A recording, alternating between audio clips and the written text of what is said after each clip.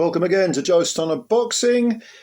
Tank Davis scored a very good win at the weekend over Frank Martin. Martin was undefeated in 18 fights. This was for the WBA lightweight title, which is owned by Tank. And yeah, Martin for 4 rounds, looked very good. And in fact was winning the rounds. But we kind of know the way that Gervonta Davis fights, and that is that he has a look at you.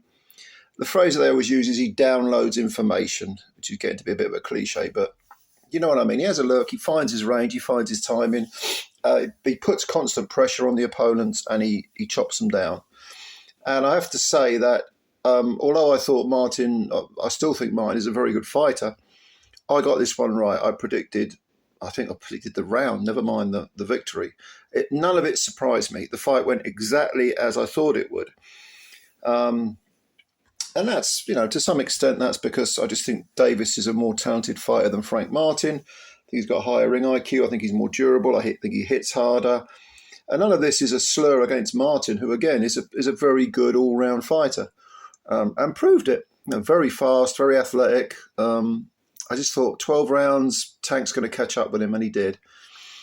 But of course, you get this picturesque knockout, this highlight reel KO, and suddenly people are talking about Gervonta Davis as being, pound for pound top 3 or best, the face of boxing is another thing I keep hearing.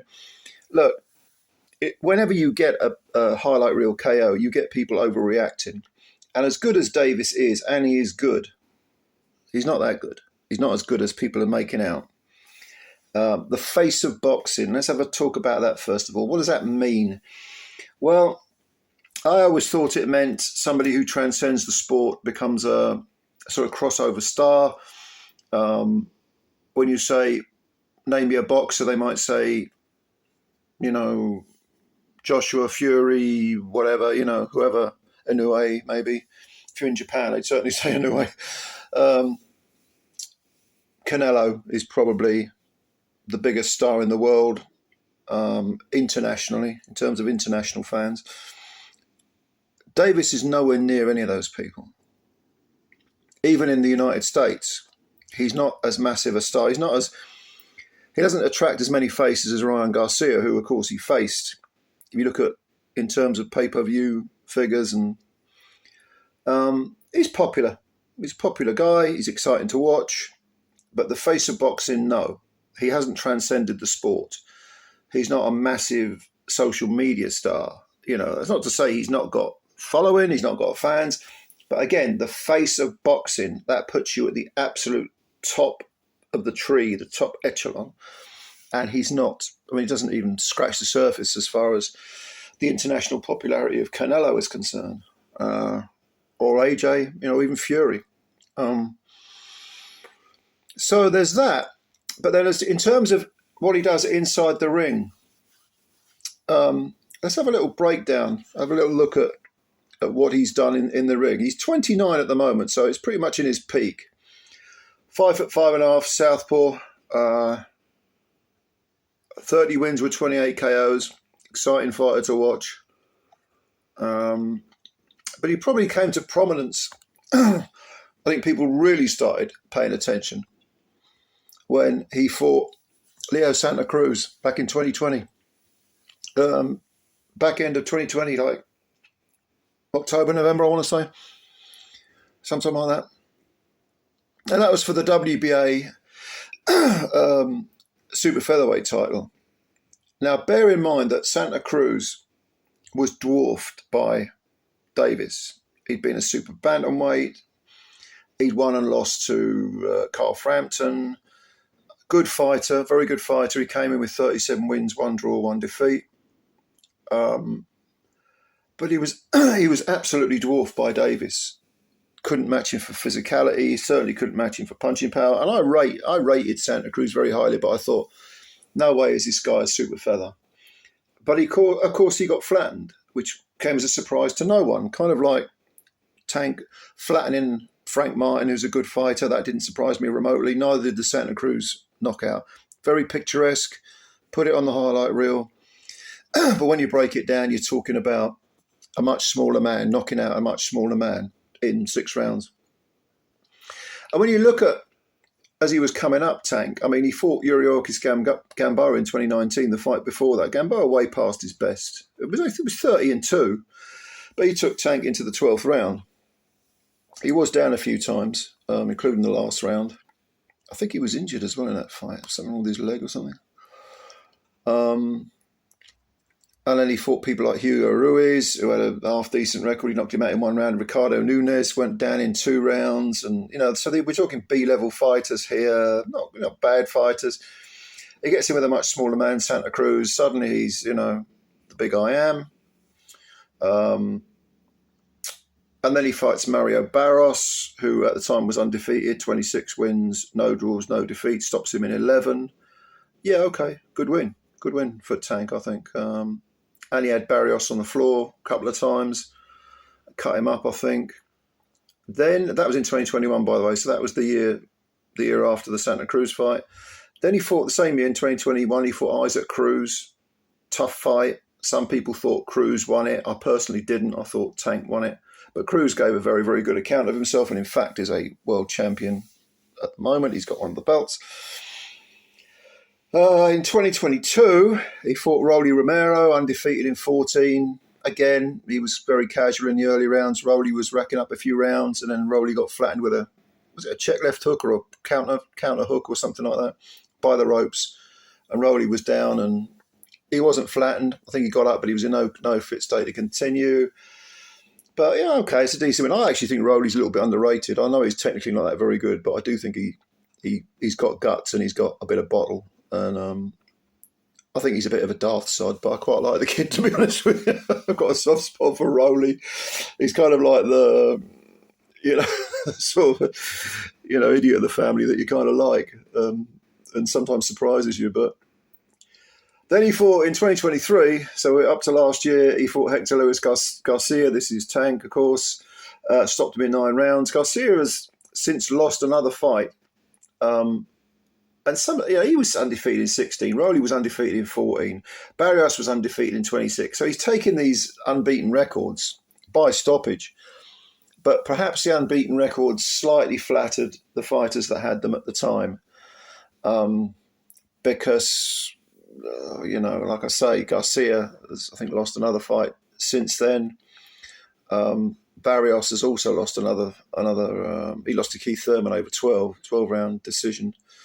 That was in 2022 as well. But, Rolly got stopped by Cruz. And then he had Ryan Garcia, also in 2023, and Tank stopped him in 7 rounds with a body punch, but Garcia was pretty much weight drained. There was a weight stipulation, all that sort of crap, which I hate. Either you're fighting at a certain weight or you're not. But then you could say, well, why did Garcia accept the conditions? He should have told him to piss off, because Garcia's a very big star himself. And Garcia, in a sense, does cross over. I mean, he's got that huge Instagram following or social media following or whatever it is. And bearing in mind that what Garcia did to Haney, although there's a big cloud above his head over that, it's a win. It's a win. Again, another undefeated fighter, undefeated in 23, Garcia was. Bit of an asterisk by that win, though, for me, with the weight. And then that brings us to last Saturday, which was the Frank Martin win. Now, this is a good resume. It's not bad. No one else was beating these guys, and Tank beat all of them. What was it, 4 undefeated records he's taken? He is a good fighter. This is not a video that's slagging off Tank Davis at all. I like the guy. I like watching. But when people start talking about him as being absolutely up there in terms of pound for pound, and I mean, he may be, but to me, he hasn't proved it yet. He hasn't quite got the resume that puts him in that argument. Yeah, you can look at the talent. I love the pressure fighting he does. He's actually very crafty, very intelligent. We saw that against Garcia, actually. The knockdowns he scored were crafty knockdowns. And he had to, again, I get back to last Saturday, Frank Martin he himself showed a lot of athleticism, a lot of skills, very sort of, when he was on the ropes early on, he was slipping and sliding and Tank was really finding it hard to land, but the pressure just eroded him eventually. Whereas with Pitbull, who's got a brilliant, excellent jaw and a very, very good engine, Pitbull made it competitive until, he went the full 12. Tank has said, I'm not fighting Pitbull again. I'm not surprised, because he gave you a tough fight and you probably don't want a lot more of that. In terms of matchups with the other champions, I suppose the obvious one is Shakur Stevenson, who holds the WBC title. And Shakur, 3-weight world champ, extremely talented, lovely boxer, lots of skills. That would be a fantastic matchup. And that would definitely, the winner of that could definitely start saying, well, actually, I deserve to be in the pound for pound top 5, top 10, and it's certainly the top 10. You'd probably say Tank was in the top 10 anyway. I wouldn't argue with that. But top 3, 4, not with Inoue, Crawford and Usyk around. But that would be a fantastic matchup. That would be a block. That should be promoted as a blockbuster fight. If you can't promote that, you shouldn't be calling yourself a promoter, because those are two very, very red-hot talents. Wonderful styles, meshing, and I'd love to see that fight. But don't forget the old master, Lomachenko. How about Lomachenko and Tank? I would probably like to see that fight first, and then the winner takes on Shakur. You see, the fights are there to be made at lightweight. We talk a lot about 140 being a glamour division now because it's stacked. I agree. But there are some good fights at 135 too. Very, very good fights. And of course, it's only one little jump up of £5 to get into the mix at 140 as well, which Davis has flirted with. He actually held a belt at 140, which wasn't a real world title, because at the time Josh Taylor was undisputed. But yeah, I think there were some good matchups at 135, but I think now that he's in his prime at 29, Tank Davis needs to be looking to fight sooner rather than later Lomachenko and Stevenson. Certainly Lomachenko's getting older now. You want to get him out of the way. And then if you do get him out of the way, you go after Shakur. Okay. So in conclusion, I would say, I suppose I said it at the start of the video, didn't I? I think Gervonta Davis is an extremely good talent, but has not quite proved it yet at the absolute top echelon. I think he needs those signature victories over Shakur, Lomachenko. He's got, the one against Garcia is tainted somewhat, I think. At the moment, I would say the Isaac Cruz points win is his best win. I did think Frank Martin, that performance was very, very good, though, against a very talented opponent. But anyway, let me know what you think. What's your opinion? Who do you think Tank should fight next? How good do you think he is at the moment, and how good do you think he can be? Who do you think he has to fight to prove that he's at the absolute top of the tree? Let me know your opinions, and I'll have a read and answer them. And yeah, subscribe to the channel if you're new. Please do. It helps us out. And also hit the like button if you like the video. I do appreciate you watching the videos. Much love to all of you. I will catch you later, ladies and gentlemen. Until then, bye for now.